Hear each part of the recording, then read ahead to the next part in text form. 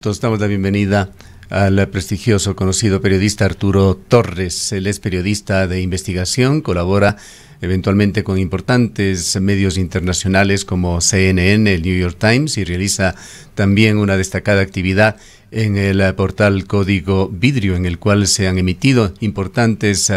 denuncias en los últimos tiempos. Arturo, muy buenos días. Lo que sucede en Ecuador es, como lo calificó un colega suyo, Cristian Zurita, surreal, pero tiene también mucho de caricaturesco y sin duda de vergonzoso. Quisiéramos iniciar este diálogo comentando los sucesos de ayer, el accidente de la avioneta de Alfredo Adume en el Perú.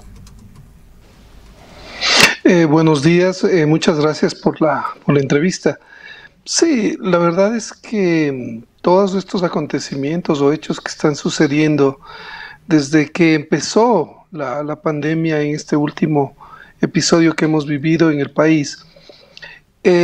básicamente ha sacado a la luz un sistema que estaba intacto durante mucho tiempo en el país, alrededor de la contratación pública y de estos contratos de emergencia. Entonces vimos que estas mafias que están trabajando organizadamente y de manera sistemática en el sector público se activan y empiezan a generar un sinnúmero de negocios con grupos bien identificados que básicamente están anclados a una red política que ha venido funcionando y que tiene que ver con el reparto, ¿no es cierto?, con el reparto en diferentes entidades y sectores. Lo de ayer básicamente está en ese esquema, ¿no?, en el cual básicamente se han quedado al descubierto todos estos personajes y están tratando de alguna forma de evadir responsabilidades, pero yo creo que lo importante tiene que ver con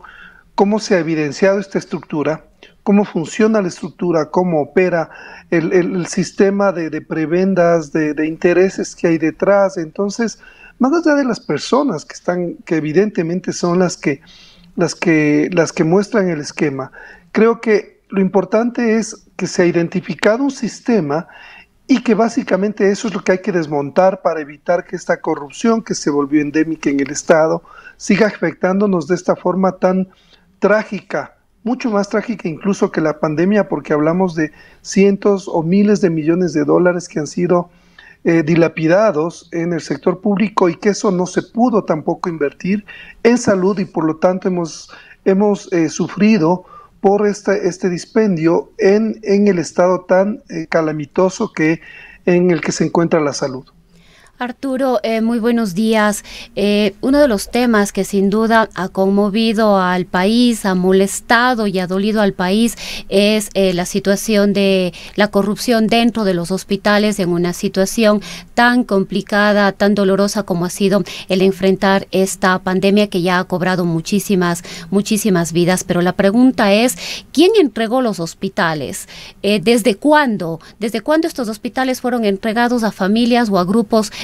particulares? Son varios años que se han venido haciendo ya una serie de contrataciones, de trámites, de gestiones, y es apenas ahora cuando enfrentamos una situación como la que estamos viviendo que esto salta a la luz.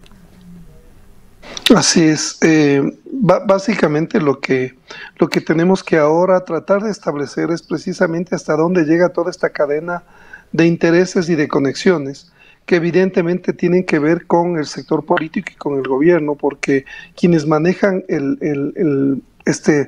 la situación o cómo funcionan o los contratos en los hospitales concretamente son autoridades gubernamentales. Entonces,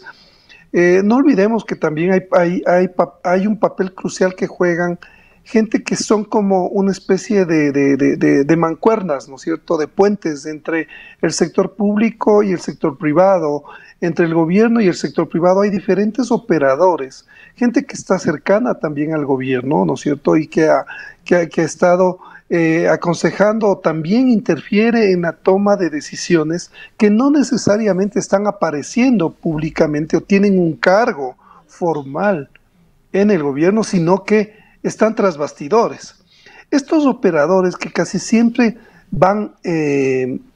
de alguna forma mimetizándose en todos los gobiernos, son los que han usufructuado de este negocio o una parte de este negocio y sin embargo son invisibles muchas veces. Otras veces hay que establecer cuál es el nivel de responsabilidad de las diferentes autoridades al entregar hospitales como parte de estos acuerdos dentro de, evidentemente, de actos de corrupción. Entonces sí, la investigación tiene que continuar y llegar hasta quiénes fueron los que tomaron las decisiones para entregar hospitales como un botín político, ¿no es cierto?, a cargo de favores políticos. Vale la pena analizar también esa especie de coraza que se tiene en Ecuador, que de alguna manera protege a la corrupción. No se puede entender de otra manera, pues es claro que la visibilidad de la corrupción en los hospitales, a pesar de las denuncias previas, se da solamente por la emergencia de la COVID-19 y la fenomenal tragedia de la ciudad de Guayaquil. Anteriormente, hace un año ya, la Comisión Ciudadana Anticorrupción advirtió sobre este tema. Importantes portales periodísticos como 1000 Hojas, Periodismo de Investigación, denunciaron con detalle lo que estaba sucediendo en los hospitales. Sin embargo, si no llega la COVID-19, realmente la situación hubiese pasado bastante inadvertida y, de hecho, sin una acción de la Fiscalía ni de las autoridades que están obligados a auditar y a fiscalizar el buen manejo de los recursos públicos. Vale la pena, Arturo, analizar, sin embargo, el importante papel que juega el periodismo, que está jugando y que tiene que continuar jugando en el desarrollo de estas situaciones en Ecuador. Así es, creo que el papel del periodismo ha sido clave, de la prensa en general, para evidenciar y para transparentar lo que el poder quiere ocultar, en este caso un sistema corrupto amparado en estas prácticas y estos sistemas de contratación que básicamente son discrecionales, como el sistema de emergencia, y si llama la atención lo desprevenidas que están las autoridades actuales para entender que este ha sido un patrón, ¿no es cierto?, un esquema sistemático desde más o menos del 2010, 2009, cuando el entonces presidente Rafael Correa empezó a decretar emergencias para todo tipo de cosas, o sea, para en la obra pública, y luego no olvidemos cómo esto de las emergencias tuvo un giro en el nombre cuando se llamó todo el tema del sistema especial de contrataciones en Petroecuador, en la refinería de Esmeraldas, el giro específico del negocio, que básicamente era un giro específico para darles a los amigos, a los testaferros, los negociados. No olvidemos que por esto hay sentenciados por toda esta corrupción en el sistema petrolero y en el sistema energético, que también tiene esta misma lógica, ¿no es cierto?, entregar sin concursos a empresas específicas, porque todo ya está amarrado, por así decirlo, todo está definido dentro de un plan. Si es que hay que destacar algo, es cómo el anterior gobierno volvió casi científica la corrupción, en el sentido de que tienen un esquema muy bien armado,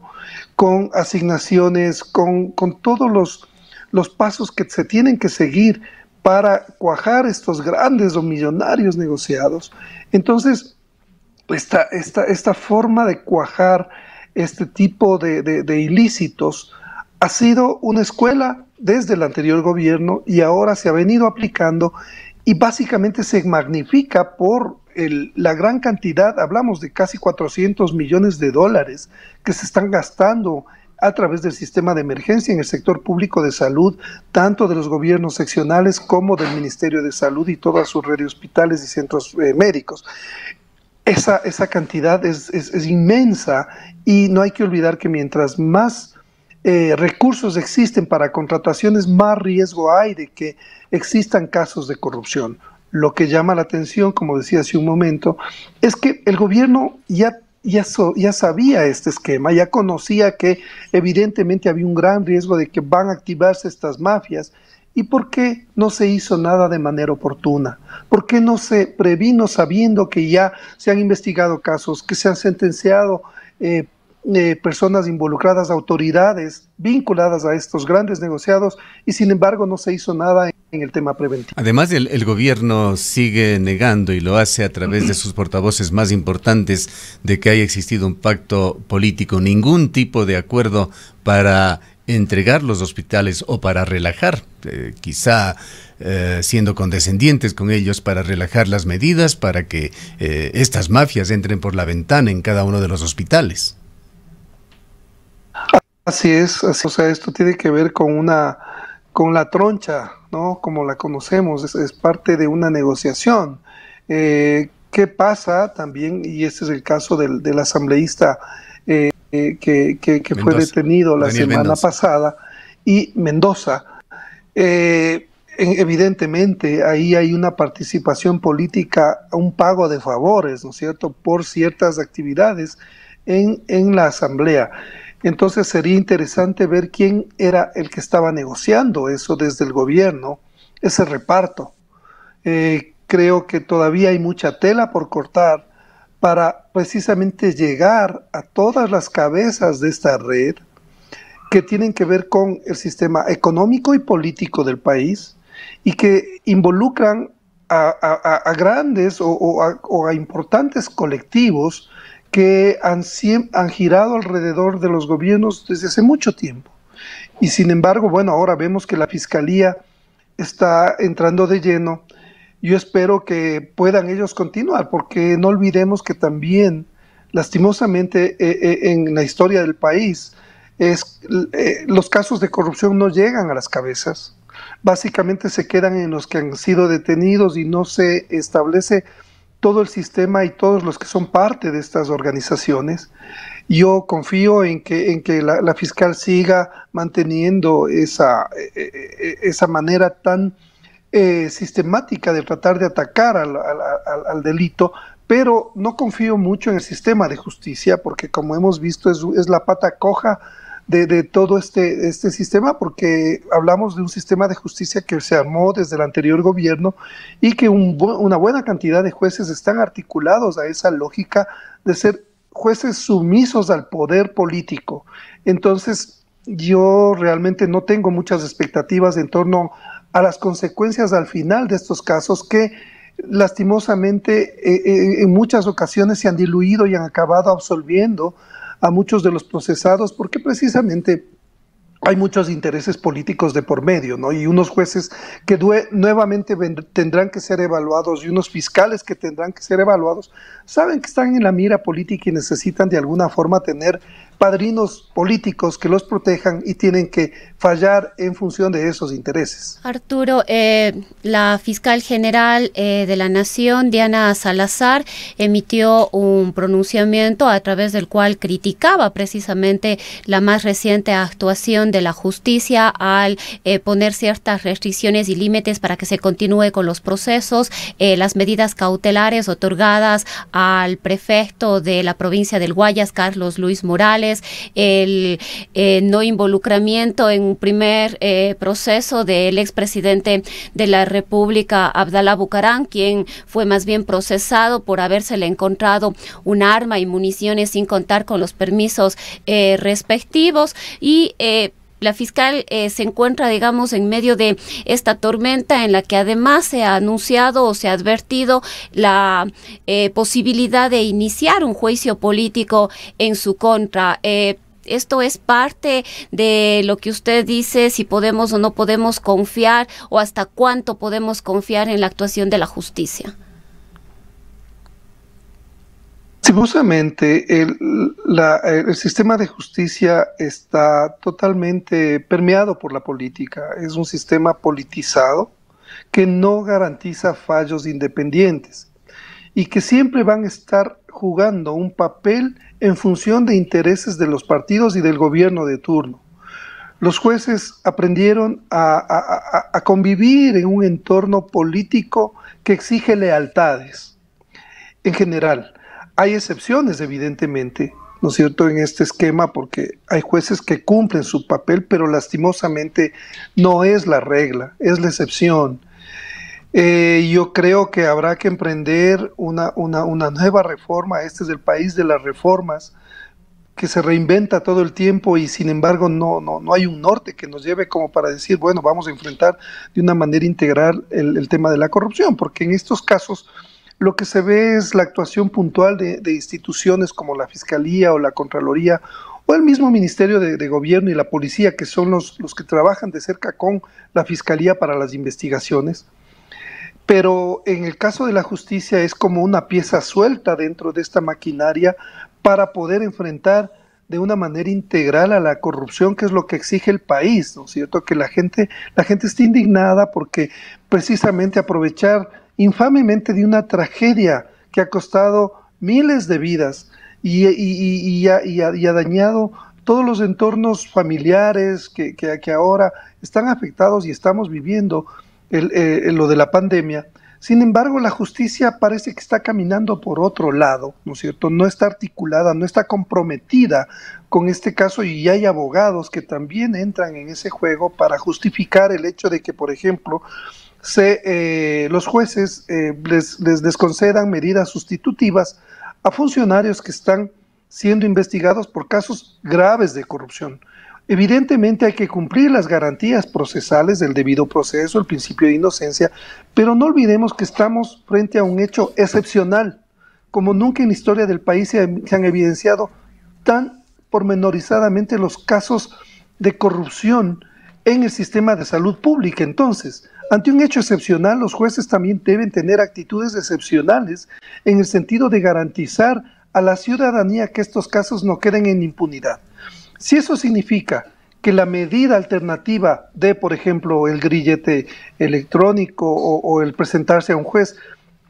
tenga que ser puesto en un segundo lugar y se les tenga detenidos a los involucrados con pruebas fehacientes, ¿no es cierto?, para garantizar un proceso que garantice lo que decía hace un momento, que no existe impunidad. Yo creo que los jueces tienen que pensar bien las decisiones que están tomando, porque no olvidemos que antes ya han habido fugas precisamente cuando se han concedido estas medidas alternativas. Matías Sibel, destacado periodista argentino, residente en Cuenca, profesor de la UDA, quien Arturo conoce también, hablaba sobre una palabra que se ha puesto de moda, palabra que proviene del ámbito de la física, la resiliencia, pero que tiene dos acepciones, ambas muy aplicables a la situación actual. La una habla sobre la capacidad de adaptación de un ser vivo ante las amenazas, ante una perturbación, y esto está sucediendo en el mundo con la COVID-19. Pero hay una segunda acepción que habla, esto es desde la física, de la capacidad de un material, un mecanismo, sistema para recuperar su estado inicial cuando cesa la perturbación. Esta segunda acepción es totalmente aplicable a lo que sucede con las mafias, con la corrupción en Ecuador, pues es claro que no se escarmienta en Ecuador y, por supuesto, no se teme a la justicia. Ustedes recientemente en Código Vidrio emitieron una nueva denuncia sobre algo que podría parecer banal, con la excepción de que se trata de una alegación diplomática ecuatoriana y de que estuvieron de por medio, para variar, recursos públicos. La fiesta de Patiño y Assange en la embajada ecuatoriana en Londres, que les valió a ustedes un sinnúmero de ataques nuevamente de las redes sociales. O por otra parte está la liberación de Rasquiña, el jefe de los choneros, tras las advertencias, tras las denuncias de la fiscal Diana Salazar sobre cómo está actuando la justicia ecuatoriana. Creo que este punto, continuando con lo expresado por Rosana, vale la pena una profundización, Arturo. Sí, creo que es importante tener en cuenta que esto de Assange y lo que nosotros divulgamos tiene que ver con un tema que es simbólico, ¿no? Porque sobre todo muestra en qué medida los políticos están acostumbrados a tomar recursos públicos para su beneficio o por sus causas personales. Esto es lo que ha venido ocurriendo sistemáticamente desde el anterior gobierno, en el sentido de un abuso de fondos públicos y pensar que los fondos públicos son para beneficio personal o de sus amigos. En el caso de Julian Assange era visto así, como un amigo, como un personaje parte de esta cofradía que se volvió entre Ricardo Patiño, Rafael Correa, para un fin estratégico que significaba posicionar hacia el mundo a nivel internacional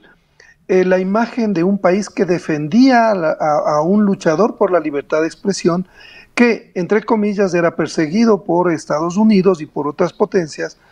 por haber revelado secretos incómodos, que en un inicio fue así. Sin embargo, vemos que con el paso de los años, esto se volvió en una práctica de complicidad del Estado ecuatoriano con el asilado, con Julian Assange, que básicamente convirtió a la embajada en el hotel donde entraban todo tipo de visitantes y desde ahí Wikileaks aprovechaba para seguir filtrando todo tipo de información que perjudicaba a terceros países y por lo tanto perjudicaba al Ecuador, porque Ecuador no puede interferir en las relaciones ni puede facilitar una embajada para que se hagan ese tipo de ataques. Entonces, además de haber intervenido en la política exterior, Assange hacía permanentemente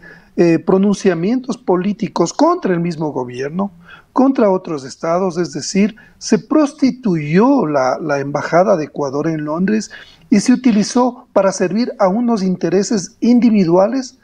personales, particulares de Julian Assange y su equipo desde la embajada. Entonces eso no tiene nombre, eso yo creo que no hay un caso similar en la historia mundial que una embajada haya sido utilizada como punta de lanza para ataques con fines políticos.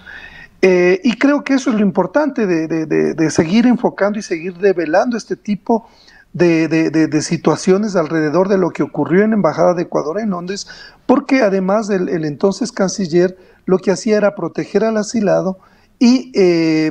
dejar por un lado todas las denuncias que se hacían sobre el maltrato al personal diplomático, al personal de seguridad, al personal administrativo de la embajada. Entonces el canciller lo que hizo es darle las espaldas a su propio personal para beneficiar de manera concreta al asilado que tenía carta blanca para hacer todo lo que quería en la embajada.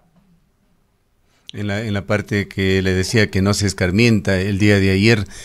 surgieron nuevas denuncias de otra fiesta, claro, ¿no? Con las mismas características y connotaciones en la gobernación de la provincia de El Guayas. Refirámonos finalmente al caso del jefe de la banda de los choneros que ha logrado la libertad. Así es, o sea, como decía hace un momento, lo preocupante es que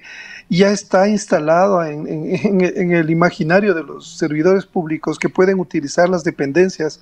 estatales como si fueran propias, ¿no es cierto?, para cumpleaños, para todo tipo de festejos, y eso es prácticamente parte del paisaje, ¿no? Ya se ha vuelto la normalidad. Ya no hay ninguna línea ni delimitación entre lo que significa fondos y recursos públicos y fondos y recursos privados. Esta línea se borró completamente la última década y sigue básicamente aplicándose el mismo esquema, el mismo comportamiento. Los servidores públicos no entienden lo que significa la gravedad de utilizar aunque sea $10 o $1 de fondos públicos que nos pertenecen a todos los ciudadanos y no a los servidores públicos que están básicamente para servir al Estado. En el caso de la avioneta, como decía hace un momento, yo creo que esto es digno de, como se mencionaba mucho en las redes, de un culebrón, ¿no es cierto?, mexicano o colombiano referido a los narcos, a todas estas organizaciones delictivas. Sí, este es un país que ha superado toda ficción posible, ¿no es cierto? O sea, estamos más allá de la ficción y es un país de película, pero de una película, de una tragicomedia que no tiene nombre y que creo que la mayor parte de los ecuatorianos no nos merecemos este tipo de espectáculos tan denigrantes que evidencian una descomposición social, económica y política que no tiene precedentes. Ojalá se pueda enrumbar de otra forma. Estamos a las puertas de una elección, estamos ya en la recta final. Ojalá esto signifique una reflexión mucho más profunda de cuáles son realmente los candidatos que pueden sacarnos con propuestas serias del espacio tan con esta crisis tan aguda que estamos viviendo y nos puedan realmente llevar a un puerto mucho más seguro en el tema político y económico. Muchas gracias, Arturo. Sí, quizás antes de finalizar, el hecho de que el líder de los choneros haya tenido ya su pre-libertad, quiere decir tal vez, o nos dice de alguna manera, que el próximo en obtener esta pre-libertad sería el ex vicepresidente Jorge Glass. No hay que olvidar que en estos casos la prelibertad es un derecho garantizado por las leyes y también articulado a la Constitución. Todo este andamiaje de garantías, de derechos, para fortalecer un esquema de hiperpresidencialismo, en fin, todo este esquema se armó precisamente para beneficiar y para prever estos escenarios, ¿no es cierto?, en los cuales gente que haya estado trabajando con la delincuencia organizada, ahora me refiero al ex vicepresidente Glass, que podía también beneficiarse de este tipo de medidas. Es un esquema que, o sea, es decir, está hecha la coartada perfecta a nivel legal, no es ilegal el hecho de que se le concedan este tipo de medidas al vicepresidente. Entonces, claro, la carga ahora está en el juez, pero el juez a su vez responde a alguien que le da las medidas y que hace un informe desde el sistema penitenciario para que esto se cumpla. No hay una investigación adecuada de si efectivamente están dadas las condiciones para que le den la prelibertad. Entonces, o sea, es un esquema que se montó y que está ahí de garantías excesivas para quienes han cometido delitos contra el erario público, y creo que vamos a tener que seguir enfrentando este tipo de situaciones hasta que no exista una reforma integral que entienda que los recursos públicos deben ser protegidos para el bien común. Muchas gracias, Arturo, por haber permitido este diálogo. El licenciado Arturo Torres es periodista de investigación, editor de Código Vidrio, otro importante portal que ha emitido graves denuncias de corrupción en Ecuador.